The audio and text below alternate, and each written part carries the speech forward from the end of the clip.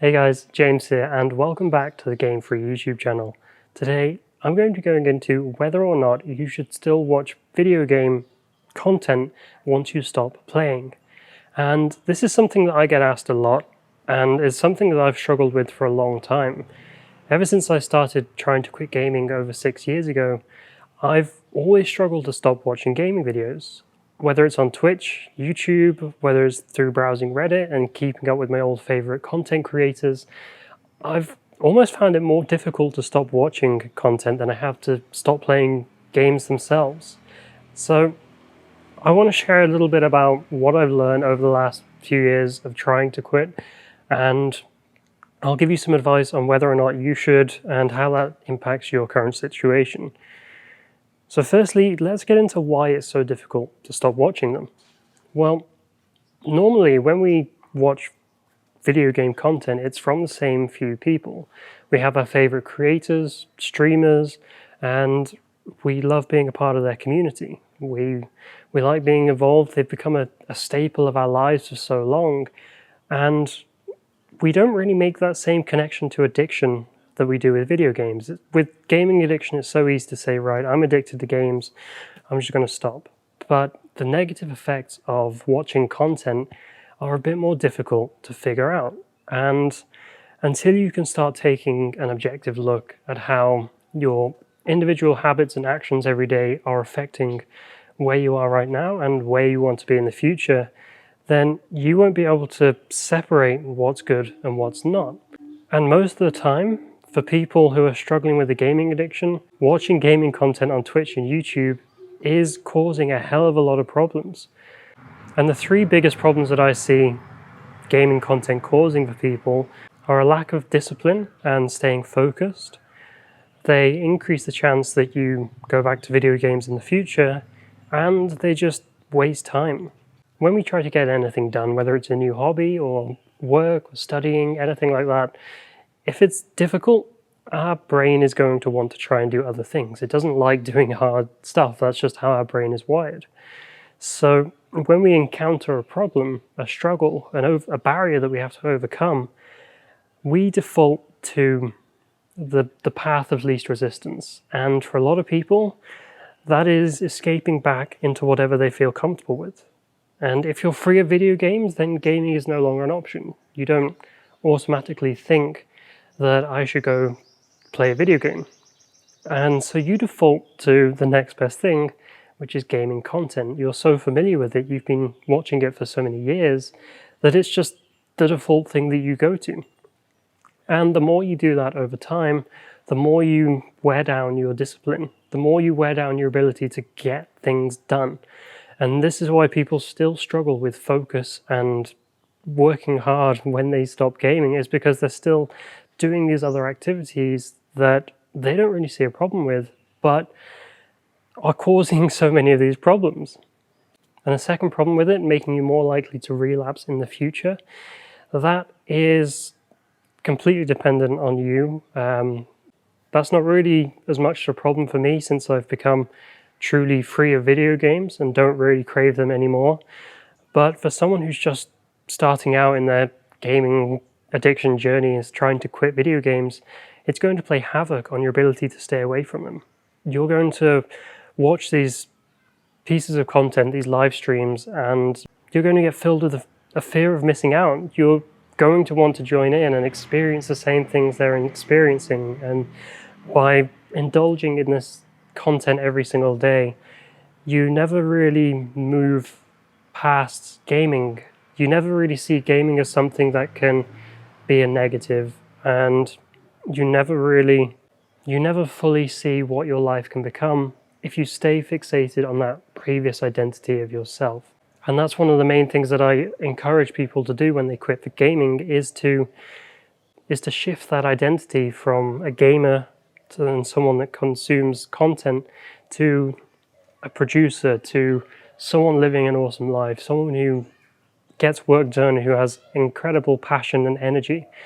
Because the person that you once were isn't going to be able to become the person that you want to be. So you need to do whatever you can to get rid of your bad habits and start replacing them with the good ones. which leads me on to the third point, and that is it's a waste of time.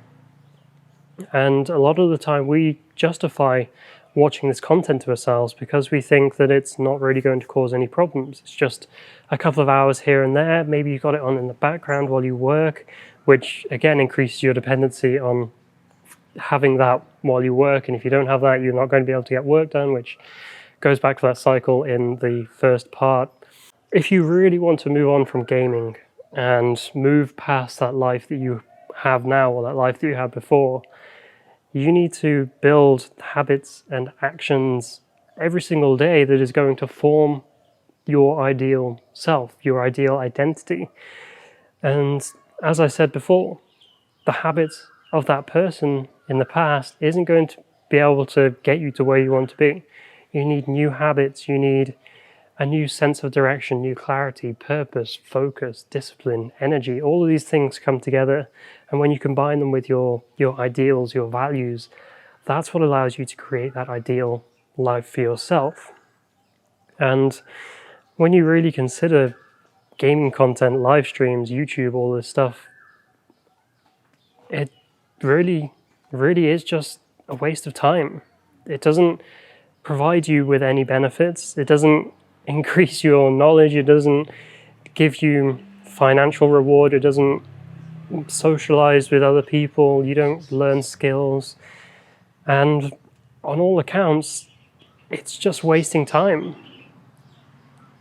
And you have to be honest with yourself. You have to ask yourself, how is your life going to look in 5 years if you continue spending all your free time watching gaming content?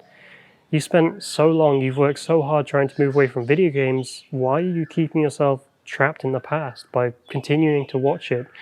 What are you trying to hold on to? Why are you resisting so hard to move away from that? And for a lot of people, it's fear.